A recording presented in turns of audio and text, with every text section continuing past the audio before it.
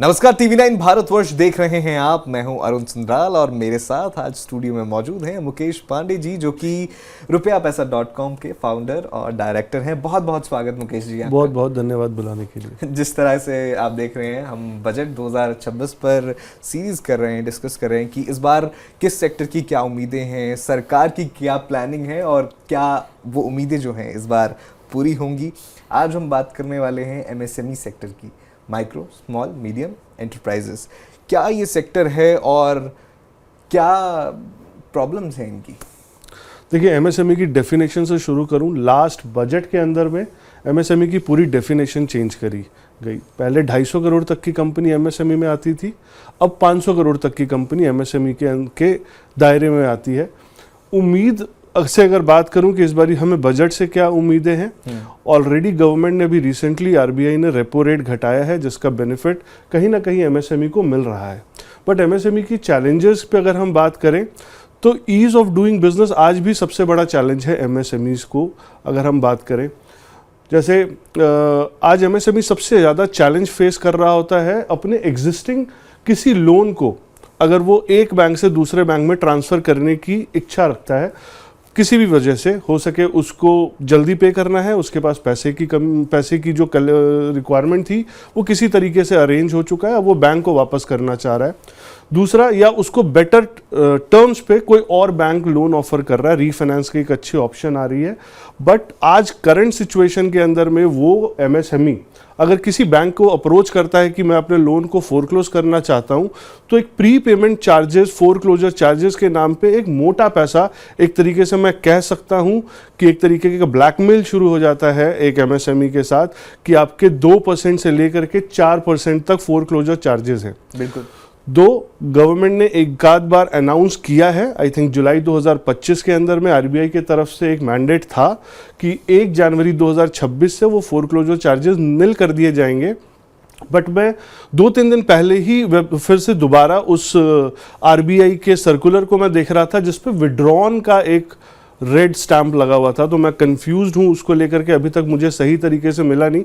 In fact bank तो कभी भी आगे से बढ़ करके नहीं कहता कि हाँ जी, हम लोन फोरक्लोज करने में कंफर्टेबल हैं या हम आपकी क्लोजर चार्जेस को माफ कर देंगे। तो इस बजट से सबसे पहले जो ये कंफ्यूजन है MSME, बैंक और NBFCs के बीच में, कि जो ग्रोइंग बिजनेस है वो ग्रो करना चाह रहा है या अपने लोन को जल्दी खत्म करना चाह रहा है, वो डेट ट्रैप या रीपेमेंट के प्रेशर से बाहर निकलना चाह रहा, तो उसको वो ईज ऑफ डूइंग बिजनेस के अंदर में काउंट करके वो फैसिलिटी ज़रूर मिले। बिल्कुल। और देखिए, हम फिलहाल इस सेक्टर में क्या क्या दिक्कतें हैं और बजट से क्या उम्मीदें हैं, इस पर चर्चा कर रहे हैं। जिस तरह से हमारे पास व्हाइट बोर्ड भी है, ताकि आप आसानी से हमारे जो दर्शक हैं उन्हें समझा पाएं और वो भी समझ पाएं कि आखिर क्या ये सेक्टर चाहता है और सरकार की क्या मंशा है, सरकार क्या कुछ जो है बजट में इस बार दे सकती है। बिल्कुल, आपने ईज ऑफ डूइंग बिजनेस की बात की, और क्या क्या दिक्कतें इस समय ये सेक्टर जो है फेस कर रहा है। दूसरा, गवर्नमेंट ने लास्ट टाइम एक फंडिंग बहुत पहले से आ रही है, उसकी लिमिट बढ़ाई। हम अगर बात करें तो वो है CGTMSE। ये एक क्रेडिट गारंटी फंड है, वो माइक्रो एंड स्मॉल एंटरप्राइजेस के लिए जिनकी टर्नओवर 100 करोड़ तक है, बट उनके पास कोई कोलैटरल नहीं है बैंक को देने के लिए, बट उनके बिजनेस में अपॉर्चुनिटी अच्छी है, वो अपने बिजनेस को ग्रो कर सकते हैं, स्केल कर सकते हैं, बट उनके पास कोलैटरल की कमी की वजह से, फंडिंग ना की अवेलेबिलिटी की कमी होने की वजह से वो बिजनेस को आगे स्केल नहीं कर पाते। तो गवर्नमेंट ने लास्ट बजट में अनाउंस किया था, जिसकी शुरुआती लिमिट 2 करोड़ की थी, फिर 5 करोड़ हुई, फिर 10 करोड़ हुई, कि किसी भी MSME को अगर उसके बैंक्स फाइनेंशियल्स स्टेटमेंट्स अलाउ करते हैं तो आप 10 करोड़ तक की फंडिंग दें। लेकिन दुर्भाग्य की बात है कि 5 करोड़ तक की फंडिंग तो बैंक आज भी कंफर्टेबल है देने में, बट 5 करोड़ से ऊपर फंडिंग जाने में वो कहीं ना कहीं कुछ ना कुछ कोलैटरल की कंडीशन आ रही है। वो कहते हैं भले आप 2-2.5 करोड़ के एक कोलैटरल दे दो ताकि हम आपकी एनहांसमेंट कर पाएं, लिमिट को बढ़ा पाएं, नहीं तो वो 3 करोड़ 4 करोड़ से ज़्यादा बढ़ नहीं पा रहा। दूसरा, इसकी CGTMSE फी एक गवर्नमेंट हर साल लेती है, बिकॉज ये जनरली OD के फॉर्म में फाइनेंस होता है किसी भी MSME को, जो कि OD हर साल रिन्यू होता है। तो मेरा इस मंच से एक अपील रहेगा गवर्नमेंट को लेकर के उनको कि फर्स्ट टाइम जो बोरोवर बैंक को इंट्रोड्यूस हो रहा है इस स्कीम के अंतर्गत, तो उनके लिए CGTMSE फीस फर्स्ट टाइम जो भी है, आगे जितने भी सब्सिक्वेंट ईयर में वो रिन्यूअल होंगे, तो मेरा रिक्वेस्ट है कि उसके चार्जेस थोड़े और नॉर्मल किए जाए, मिनिमाइज किए जाए। सपोज अभी गवर्नमेंट 50 पैसे से लेके ₹1.35 तक चार्ज कर रही है as a CGTMSE fee, guarantee fee. ठीक है, first year it is a new customer to bank, आप CGTMSE फी चार्ज कर रहे हैं इतना, ठीक है, बट आगे से जब वो रिन्यूअल होता है तो at least 50% 40% of the actual CGTMSE फी जो आपने इनिशियली लिया था वो कम होना चाहिए। तो इस शो के माध्यम से मैं ये भी रिक्वेस्ट करूंगा कि आने वाले बजट में इस पे भी ज़रूर ध्यान दिया जाए। आपने 2 दिक्कतों की बात की जो ये सेक्टर इस समय फेस कर रहा है, और ऐसी उम्मीद की जाएगी कि बजट में इन दिक्कतों को दूर किया जाए। इसके अलावा आप कौन सी दिक्कतें देखते हैं जो ये सेक्टर, क्योंकि देखिए इकोनॉमी, भारतीय इकोनॉमी, MSMEs उसके उनके लिए बहुत ज़रूरी है, GDP ग्रोथ के लिए बहुत ज़रूरी है MSMEs, तो और कौन सी प्रॉब्लम्स जो हैं आप इस सेक्टर में देख रहे हैं? जी बिल्कुल, आपने सही कहा। MSME तो हम कहते हैं कि एक इंडियन इकोनॉमी की बैकबोन है। ऑलमोस्ट 30% वो कंट्रीब्यूट कर रही है इंडिया के GDP में, और ना जाने ऑन पेपर्स तो तकरीबन 12 करोड़ से ज़्यादा लोगों को एम्प्लॉयमेंट कर रही है, लेकिन ऐसे और भी टियर 1, टियर 2, टियर 3 सिटीज़ के अंदर में एम्प्लॉयमेंट डायरेक्ट या इनडायरेक्ट तरीके से कर रही है। मैंने 2 पॉइंट तो बताया ही कि भाई एक MSME के लिए ईज़ ऑफ फंडिंग बहुत ज़रूरी है, ईज़ ऑफ एग्जिट भी बहुत ज़रूरी है, जिसके बारे में मैंने फोरक्लोजर चार्जेस को लेकर के एक अपील करी है इस मंच से जी। दूसरा, आज अगर हम बात करें GST 2.0, अगर हम बात करें, गवर्नमेंट ने जो पीछे बदलाव लेकर के 4 स्लैब्स हटाकर 2 स्लैब्स कर दिए गए, बहुत कम करे। कुछ ऐसी भी लग्जरी प्रोडक्ट है जिसपे 40% तक का GST करा, बट कुछ ऐसे सेगमेंट हैं, इंडस्ट्रीज हैं जिनके अंदर में आउटपुट और इनपुट का बहुत बड़ा डिफरेंस है, जिसको हम इन्वर्टेड इनपुट कहते हैं। उसका रिफंड आना बहुत बड़ा कॉम्प्लेक्स सिचुएशन है। अगर कॉम्प्लेक्स नहीं भी है तो उसके बारे में अवेयरनेस के तरीके से कोई भी मुहिम नहीं है कि भाई वो किस तरीके से रिफंड हो सकता है। तो लोकल GST जो भी अथॉरिटीज़ हैं, जिस भी, क्योंकि हर एरिया वार्ड के हिसाब से ये अपॉइंटेड हैं, तो एक एजुकेशन सिस्टम, और अगर एजुकेशन सिस्टम के अलावा वो पैसे रिफंड आना बहुत ज़रूरी है कि क्योंकि अगर किसी का आउटपुट 18% पे है, इनपुट 5% पे है, तो वो आप सोचो 13% जो ब्लॉक हो रहा है वो कितना वर्किंग कैपिटल गैप क्रिएट कर रहा है। उस वर्किंग कैपिटल गैप को ब्रिज करने के लिए कितनी और अननेसेसरी की बोरोइंग लेनी पड़ रही है बैंक से, क्योंकि हमें वो बैंक बिजनेस को आगे चलाना है, हमें अपने वेंडर्स को टाइम पे पेमेंट करनी है, अपने जो भी पार्टीज हैं उनको टाइम पे प्रोडक्ट देना है। तो उस चक्कर में हमारी वर्किंग कैपिटल शॉर्टेज की वजह से फिर हमारे पास कोई रास्ता नहीं रह जाता बैंकों के दरवाजे जाने पे जी। और होता यह है कि कई बारी बैंक हमें अनसिक्योर्ड लोन के नाम पे बहुत अच्छा खासा रेट ऑफ इंटरेस्ट चार्ज करती है, उसके बाद अगर हमारे पास कल को पेमेंट आ जाए, हम एग्जिट भी नहीं कर पाएँ, तो वो एक बहुत बड़ा चैलेंज है। तो GST ईज में ये इन्वर्टेड इनपुट जो है उसका रिलीज होना बहुत ज़रूरी है।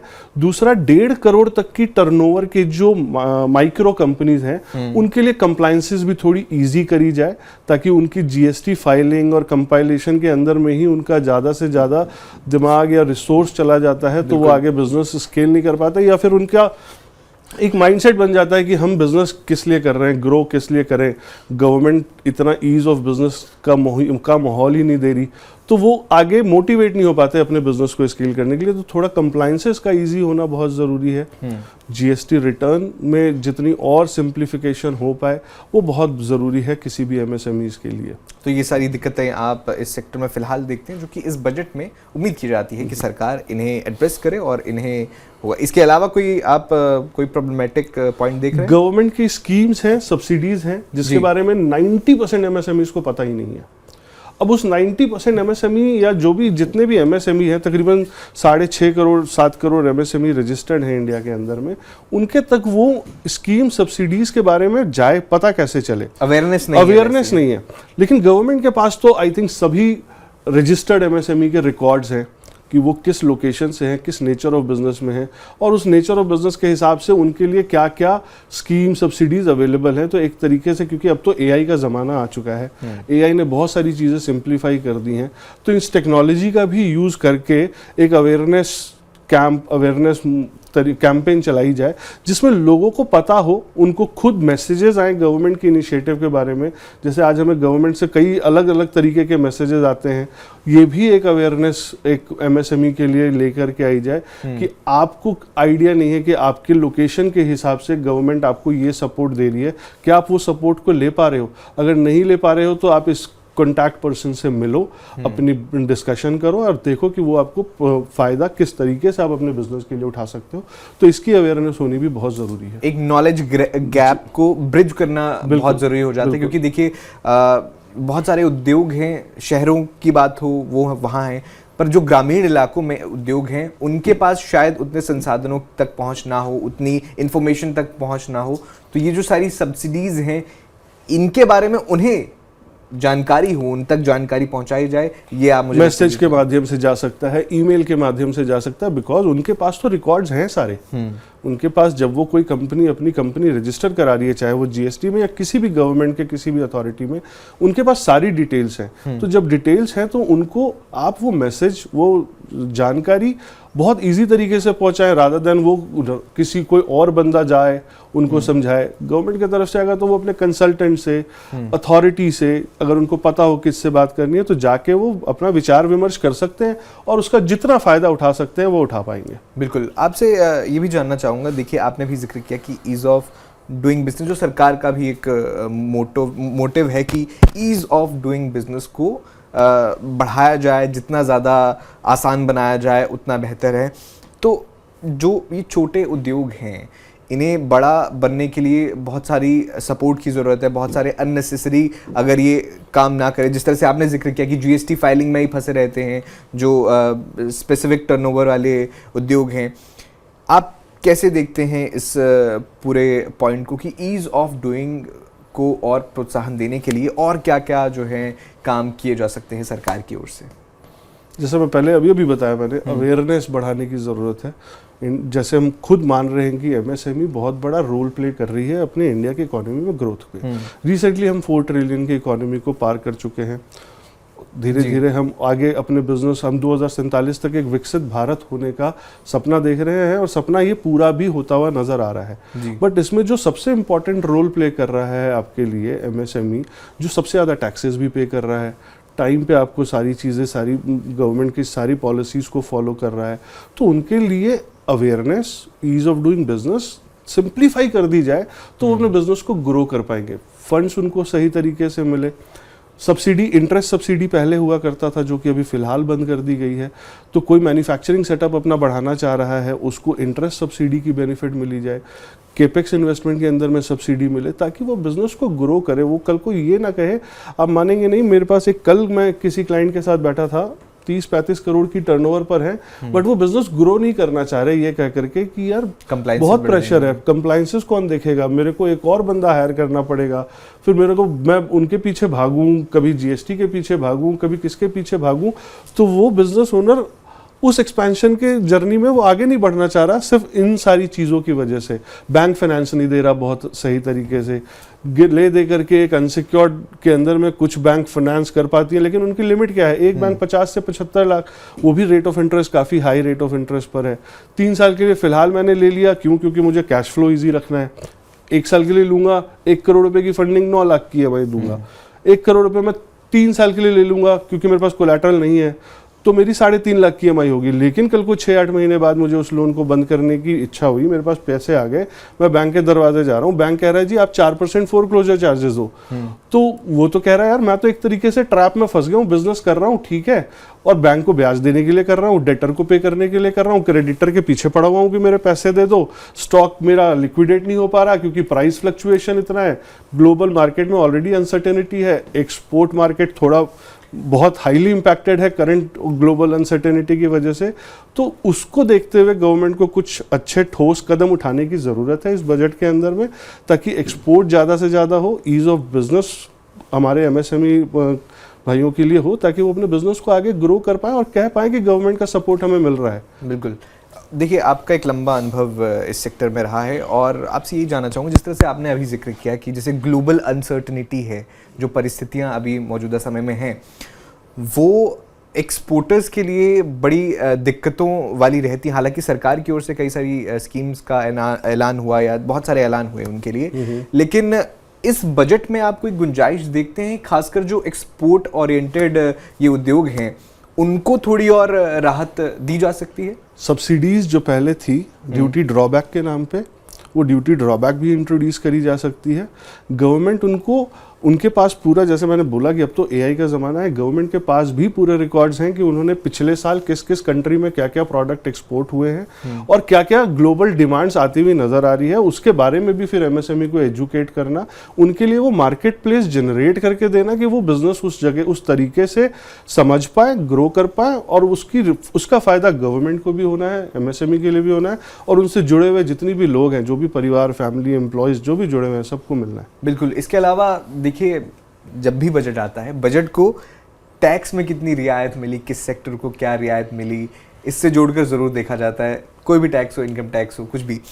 तो इस बार एमएसएमईज़ को आप देखते हैं कुछ टैक्स में रियायतें, कुछ और तरह की रियायतें मिलती हुई? देखिए, प्रैक्टिकली पिछली बार गवर्नमेंट ने जो 12 लाख तक का नील टैक्स की अनाउंसमेंट करी, वो बहुत ही बढ़िया मूव था, और मुझे ऐसी उम्मीद नहीं है पर्सनल लेवल पे कि वो कुछ ऐसा अब कुछ नई रिफाइनमेंट इसके अंदर कर पाएंगे, बिकॉज अभी जो पिछला टैक्स रिफॉर्म आया है हमारे देश के अंदर में, उसके जो फिगर्स अभी आने हैं वो मार्च के बाद ही आ पाएंगे। तो उनको पता चलेगा कि उसकी वजह से गवर्नमेंट ने कितना टैक्स जनरेट कर पाए हैं, कितने लोगों की ज़्यादा से ज़्यादा इनकम दिख पाई है। तो लेकिन वही पिछली बार का ही अगर हम बात करें तो बहुत बढ़िया इनिशिएटिव था गवर्नमेंट की तरफ से, 12 लाख तक का नील टैक्सेशन। आई थिंक इस बार आने वाले बजट के अंदर में इसको लेकर के कोई बहुत बड़ा ट्रांसफॉर्मेशन या बहुत उम्मीदें नहीं है। बिल्कुल। देखिए, पिछली बार का बजट अगर हम देखें, उसमें भी एमएसएमईज़ के लिए बहुत सारे ऐलान किए गए थे। एक ऐलान ये भी था कि जो डिजिटल पेमेंट है, एक डिजिटल इकोनॉमी की बात की जाती है, विकसित भारत 2047 का सपना है, तो उसमें डिजिटल इकोनॉमी का एक बड़ा अहम रोल रहने वाला है। तो डिजिटल पेमेंट्स, यूपीआई पेमेंट्स, उसके लिए इंसेंटिव्स की बात की गई थी, उसे अब बढ़ाने की मांग की जा रही है। आप उस मांग को पूरा होते देख रहे हैं? देखिए, इस बात में कोई दो राय नहीं है कि इंडिया के अंदर में डिजिटल की जो एक तरीके से हम बात करें कि ट्रांसफॉर्मेशन हुई है, वो बहुत बढ़िया रही है, और धीरे धीरे लोगों ने डिजिटल पेमेंट्स, यूपीआई पेमेंट्स को एक्सेप्ट भी करा है, और वो एक बहुत बड़ा रोल भी प्ले कर रहा है आज के टाइम में। अगर हम कैशलेस इकोनॉमी की बात करें जी, कैशलेस इकोनॉमी तो ठीक है, लेकिन कई जगहों पे ये भी मेरे जहन में या आपके न्यूज़ चैनल में भी कभी ना कभी डिस्कशन हुआ होगा कि जैसे अभी मैं रिसेंटली एक बैंगलोर की स्टोरी सुन रहा था, वहाँ पे एक गोलगप्पे वाले ने यूपीआई के थ्रू एक सर्टन लिमिट से ज़्यादा पेमेंट एक्सेप्ट करी, उसके ऊपर जीएसटी की कुछ जो भी दिक्कतें आई है, जीएसटी की तरफ से नोटिस आई हैं। तो इसको और तरीके से, सही तरीके से अवेयर करना, बिकॉज हम डिजिटल होने की तरफ तो जा रहे हैं, लेकिन डिजिटल होने में हमारी क्या लिमिटेशंस हैं उसके बारे में भी पता होना लोगों को ज़रूरी है, बताना ज़रूरी है।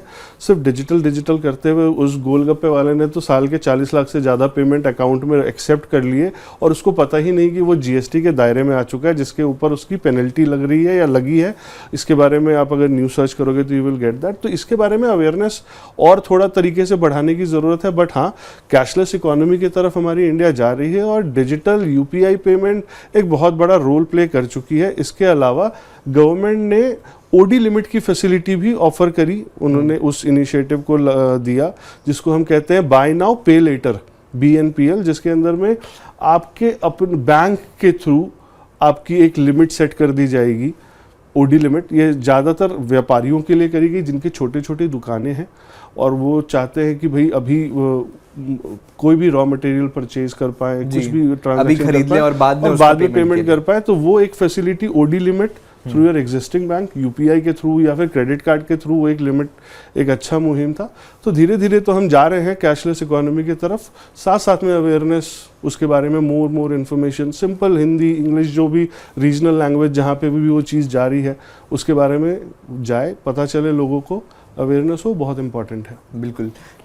जब हम विकसित भारत की बात करते हैं, उसमें स्टार्टअप इंडिया का भी बहुत जिक्र आता है कि जो आज स्टार्टअप हैं वो बाद में जाकर बड़े यूनिकॉर्न बन जाएंगे, और इस तरह की जिक्र आता है। तो स्टार्टअप कल्चर को बढ़ावा देना, क्योंकि देखिए अभी टैलेंट पूल की बात होती है तो हमने देखा था कि ग्लोबली अनसर्टेन है मामला, डोनाल्ड ट्रम्प की ओर से H1B वीज़ा रूल सख्त किए गए, टैलेंट पूल जो है भारत में ही अपॉर्चुनिटी खोज रहा है, तो स्टार्टअप वहाँ पर जो कल्चर है वो बहुत इम्पॉर्टेंट हो जाता है।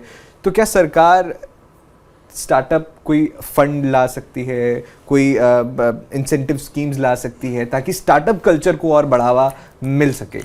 बहुत बढ़िया। स्टार्टअप के लिए गवर्नमेंट ने ऑलरेडी एक फंड है, उन्होंने अनाउंस किया हुआ है, जिसको कहते हैं credit guarantee for startup schemes. उसके अंदर में 20 करोड़ तक की फंडिंग है एक स्टार्टअप के लिए।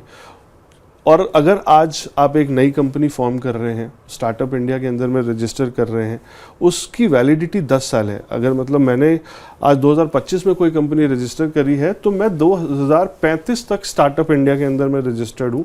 तो 2035 तक मैं जिस भी लेवल पे बिजनेस को लेके जा सकता हूँ। गवर्नमेंट के तरफ से मुझे एक तो फंडिंग मिल रही है, स्टार्टअप इंडिया के कई जगह पे इंक्यूबेशन सेंटर्स हैं, वहाँ पे किस तरीके से बिजनेस को स्केल कर सकते हैं, किस तरीके से टेक्नोलॉजी को इम्प्लीमेंट कर सकते हैं, या बैंक फाइनेंस तो छोड़िए, किस तरीके से आप इन्वेस्टर या अपने कंपनी के की IPOs के लिए आगे धीरे धीरे प्लान कर सकते हैं, उसके बारे में काफ़ी अच्छा एजुकेशन सिस्टम है। तो वो बढ़िया कर रहे हैं। लेकिन फिर घूम फिर के आता है कि आधे से ज़्यादा स्टार्टअप, ऑलमोस्ट अगर हम सक्सेस रेट की बात करें तो 60 to 70% स्टार्टअप पहले 2 साल या 3 साल के अंदर में फेल हो जाते हैं। सक्सेस हमें जो पता चलता है वो सिर्फ 10% 20% लोगों का पता चलता है, और बाकी 10-15% तब भी सस्टेनेबल वाले मोड में है, और बाकी फेल हो चुके हैं जिसके बारे में हम कोई डिस्कशन नहीं करते। वो फेल क्यों हो रहे हैं उसका रीज़न जानना बहुत ज़रूरी है।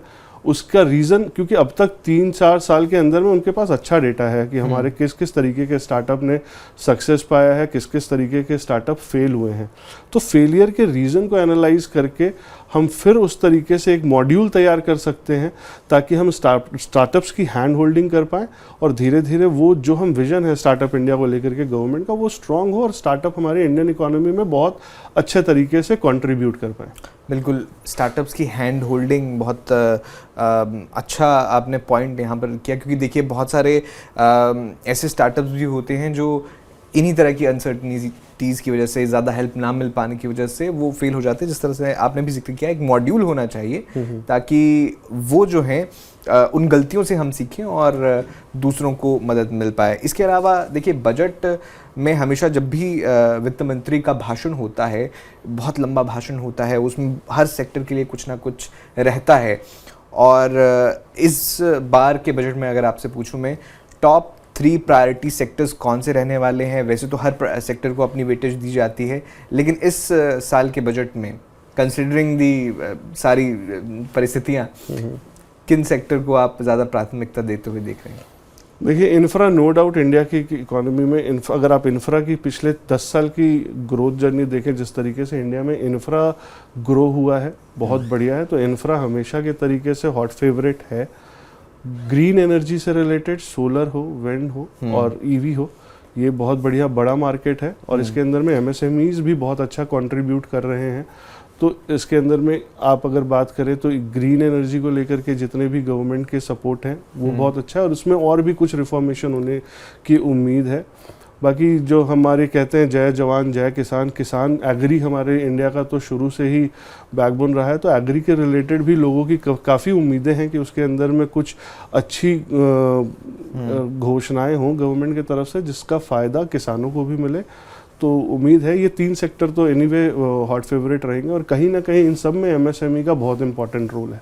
बिल्कुल, आपने MSME की आवाज़ को पुरजोर तरीके से इस शो में भी उठाया है, और मुझे लगता है कि जितनी भी बातें आपने डिस्कस की हैं वो सरकार उन पर विचार ज़रूर कर रही होगी। लेकिन अंत में आपसे मैं यही चाहूँगा, आप अपने सेक्टर से जुड़ा हुआ ये जवाब दे सकते हैं या ओवरऑल भी ये जवाब दे सकते हैं, बजट में अगर आप कुछ चेंजेस चाहें, कुछ चीज़ें चाहें कि ज़रूर हों, 3-4 पॉइंट्स अगर आप बताना चाहें, वो कौन से होंगे? जितना से ज़्यादा हम सिंप्लीफाई कर सकते हैं प्रोसेसेस को लेकर के, कंप्लाइंस को लेकर के, उनको इंस्पिरेशन, उनको मोटिवेशन मिलेगी अपने बिजनेस को ग्रो करने में।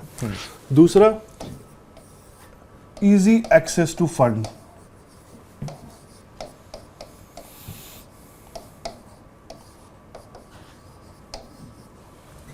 इजी एक्सेस टू फंड से मतलब है कि गवर्नमेंट की काफ़ी स्कीम्स हैं जिसके बारे में अवेयरनेस नहीं है। उस अवेयरनेस के बारे में ज़्यादा से ज़्यादा मुहिम चलाई जाए, अवेयरनेस कैंप चलाए जाएं।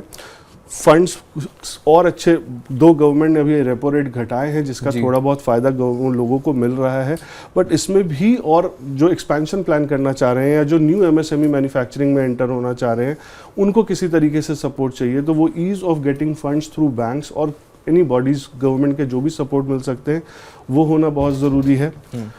तीसरा, फोरक्लोजर चार्जेस, इस पे बहुत स्ट्रिक्ट कदम उठाने की ज़रूरत है।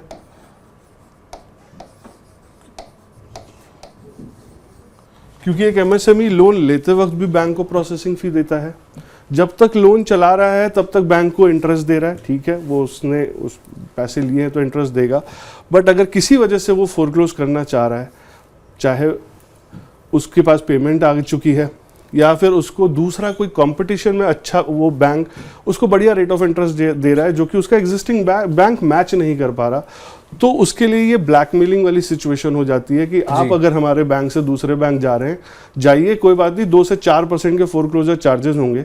1 करोड़ के किसी के लोन पे 4 लाख रुपए अपफ्रंट कोई चार्जेस काट ले तो आप उसका कॉस्ट ऑफ फंड देखो फिर क्या जा रहा है, वो कहाँ जाएगा फिर, किस तरीके से, तो it is a blackmailing situation for you. तो फोरक्लोजर चार्जेस 0 होना बहुत ज़रूरी है। हाँ, आप एक कंडीशन लगा दीजिए फ्रॉम ओन सोर्स, या अपने एमएसएमई के लिए तो नील होना चाहिए, ओन सोर्स भी नहीं, एमएसएमई के लिए तो नील ही होना चाहिए, क्योंकि वो अपने बिजनेस को ग्रो कर रहा है, कहीं ना कहीं इंडिया की इकोनॉमी में उसका बहुत बड़ा रोल है, तो उसको ये इंसेंटिव ज़रूर मिलना चाहिए। जीएसटी मोर इजी कह लो, रिफंड इजी कह लो, जीएसटी के रिफंड इजी, ताकि उसको पेमेंट उसकी जीएसटी में फंसी है लेकिन वो पैसा यूज नहीं कर पा रहा है, बिजनेस में अपॉर्चुनिटी है, डेटर को पैसे देने, क्रेडिटर को पैसे देने हैं, डेटर से पैसे लेट आ रहे हैं, उसको ब्रिज करने के लिए वो क्या कर रहा है, अब बैंक से फाइनेंस ले रहा है, वो ब्याज भर रहा है, जिसका उसको टेक्निकली कोई फायदा नहीं हो पा रहा। बैंक से ब्याज लेके अगर वो बिजनेस ग्रो कर पाए तो बढ़िया है, लेकिन बैंक से ब्याज लेकर के वो अपने पुराने कर्जे चुका रहा है, वो वेट कर रहा है कि उसके पैसे बाद में आएंगे, तो वो कहीं ना कहीं एक डेट ट्रैप की साइकिल सी बन जाती है, तो वो बहुत होना ज़रूरी है। तो ये 4 चीज़ें तो मैं सबसे पहले हाईलाइट करूँगा आपके शो के माध्यम से। बिल्कुल, ये 4 चीज़ें जिस तरह से आपने शुरुआत में भी जिक्र किया था और इन डिटेल आपने बताया कि अगर ये 4 चीज़ें इन पर सरकार की ओर से ध्यान दिया जाए तो एमएसएमईज के लिए जो ग्रोथ का इंजन, जीडीपी की बैकबोन बने रहना, वो और उसको जीडीपी को नई उड़ान देना आसान हो जाएगा। तो मुकेश जी, आपका बहुत बहुत धन्यवाद, आपने TV9 भारतवर्ष के साथ अपने विचार साझा किए और मुझे लगता है कि जितने भी व्यूअर्स हमें देख रहे हैं वो भी समझ गए होंगे कि किस तरह से क्या दिक्कतें इस समय ये सेक्टर फेस कर रहा है और सरकार से वो उम्मीद होगी कि इन दिक्कतों को हल किया जाए और इस बजट में भी उम्मीद होगी कि ये दिक्कतें दूर हों। बहुत बहुत धन्यवाद एक बार फिर से। Thank you. तो जिस तरह से आपने मुकेश जी को सुना, उन्होंने बताया कि क्या ये 4 पॉइंट हैं, वो उम्मीद करते हैं एज एन इंडस्ट्री एक्सपर्ट कि ये 4 पॉइंट्स बजट में उन पर ध्यान दिया जाए। और हमारे व्यूअर्स ने भी आपकी बातें सुनी और मुझे लगता है कि वो भी आपकी बातों से इत्तेफाक रखते होंगे। इसके अलावा व्यूअर्स, आपका भी कोई सवाल हो, कोई सुझाव हो, तो वो आप हमें कमेंट बॉक्स में ज़रूर दे सकते हैं। बाकी मुकेश जी, आपकी वैल्यूएबल इंसाइट्स के लिए बहुत बहुत धन्यवाद। बहुत बहुत धन्यवाद मुझे शो पे बुलाने के लिए। जी, आपने सुन लिया, लेकिन एक बार फिर से आपसे यही रिक्वेस्ट करूंगा कि अगर आपको कोई विचार हो, सुझाव हो, कमेंट बॉक्स में ज़रूर बताइएगा। बाकी खबरों के लिए आप देखते रहिए TV9 भारतवर्ष।